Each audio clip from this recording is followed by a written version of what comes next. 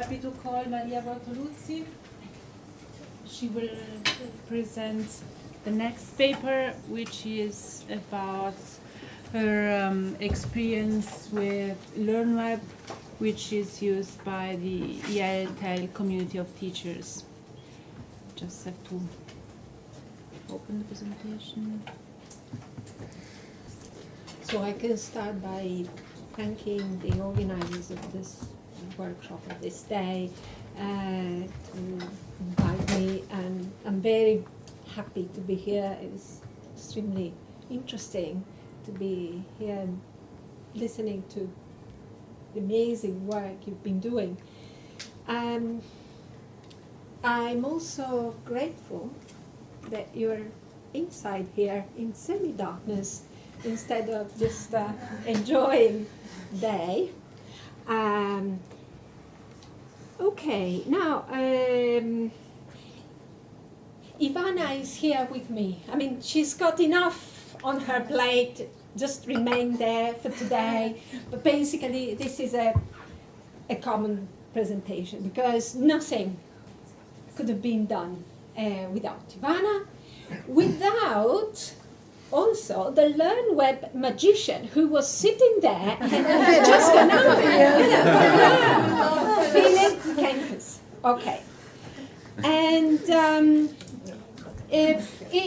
what I'm going to share with you is just how shall I say, the story, a narrative of what we've been doing in the last 5 years in our spare time, I think, in between our routine, working routine, which is very different. So the overview is the context for what we've been doing.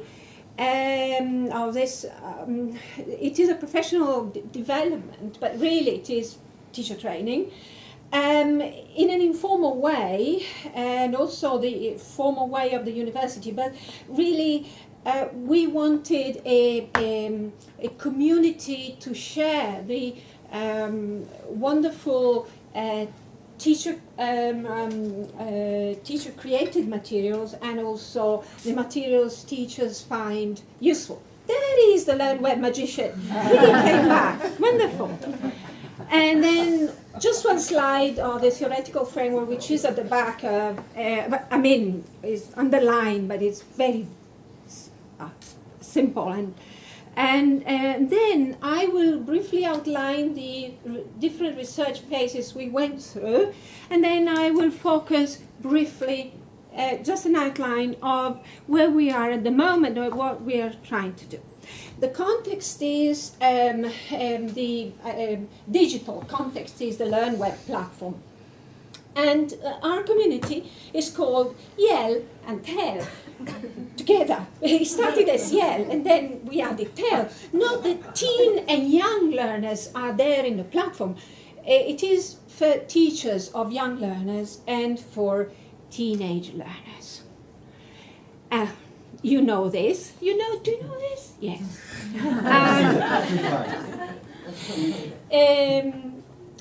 It is a pre-service, in-service, lifelong, within the lifelong teacher education.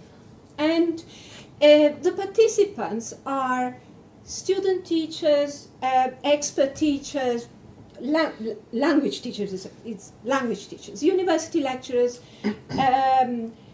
teacher educators, and computer developers, of course. And we wanted to cross boundaries. This is the welcome page of the community cropping up, but it is a professional digital community that wanted to cross boundaries. Because as somebody already said, primary school teachers don't know what nursery school teachers do, what lower school teachers do, and so on and so forth. So we wanted a professional community that could be open, and we called it inclusive in this sense, in the vertical sense, so that teachers can also explore what other teachers do. And in a peer learning, peer teaching, collaborative, but also reflective practice, and in a sharing environment. Also within a lifelong learning perspective, because of course student teachers today will be teachers, expert teachers, and often we miss out on the great experience of retired teachers. Inclusive practices, in this sense, inclusive, including also university teachers and trainers, and of course very precious computer developers, but also inclusive because there are special interest groups for specific learning differences, okay? And sharing open access. Open access, I know it's a very problematic keyword, buzzword. Take it as it is, because it would require a whole workshop of many weeks to explore just the open access and all the problems of open access resources, okay? So it is sharing of open access resources and teacher-generated resources. Teacher-generated resources, and this is also the inclusive part, generated by teachers with very little experience or by more expert teachers. And interestingly so, we saw in what we did that sometimes expert teachers were learning from non-expert teachers. And of course, multimodal resources, and multimodal not in the technical sense. You've been using the word today, but in the sense that, of course, teachers, as Melinda said, are not just teaching language, but they're teaching much more, and multiliteracy for teachers. So this is the only slide as a sort of underlying framework. It is a technology supported community, and we try and get the students and the teachers to use this professional environment to encourage, using Yellen, Cope and Callancy's words, multimodal expression of meaning within a multiliteracy framework, and to enhance the quality of teaching profession, encouraging collaboration and knowledge exchange, and promoting reflection. They're all, I realize they're all buzzword keywords, but still they're there and need to be pointed out to especially young teachers and sometimes to expert teachers. Main functionalities, functionalities of LearnWeb. I will only briefly list them because most of you know LearnWeb. The platform is used to share and explore resources, for, in our case for teaching and learning, to annotate and discuss, commenting, so also not only for the resource, but for the practice that goes with the resource, and to upload, collect, share resources as a repository, but especially as a laboratory, as a collective laboratory for teachers. This is the list of our special interest groups. This is what the LearnWeb interface in, as you can see it in LearnWeb. This is specifically TEL, And this is a very nice resource created by our research assistant Elizabeth Tollies, who's here with us today. And then when you click on it, you can see, download the resource, explore, tag it, etc. Other functionalities which are used by the teachers are the normal functionalities of LearnWeb, that is to say, fora for each interest group, embedded collaborative writing document, a presentation tool, and the fantastic possibility to click on a button and preserve what you found on the web. And I can remember that only a few years ago this was possible just for computer developers, basically, or experts, and now at the click of a button you can have a snapshot of a website and keep it and use it for teaching and learning over and over again, and keep different versions. My Resources is something that LearnWeb has always had, but it is also an example of how users can ask for affordances to be changed, and so now a group of teachers asked for My Resources to be used as a sort of personal repository, okay, a sandbox, or a place where they individually, okay, place resources before transforming them into public resources for everybody. And this was done for the community. Now, this is what I will mention later on as a new development. That is to say, a new tagging system, but we'll see it later on. Different research focuses that we went through. We looked at how inexperienced student teachers reacted when being exposed to a professional environment like LearnWeb. We looked at how they used it. So pre-service teacher education. A few years ago, we looked at search strategies used by expert language teachers, and we looked at how they were searching for resources, and especially, and these are the new developments in the new phase of research, what kind of filters they had in their heads when they were selecting resources. But of course, this didn't appear in the tagging or let's say search interface of the system, okay? So we looked at how language teachers were looking for resources, professional resources. Then we looked at the modes of participation within the community of primary and middle school experienced teachers with very low digital skills. That was extremely interesting. And this is what we are trying to do now.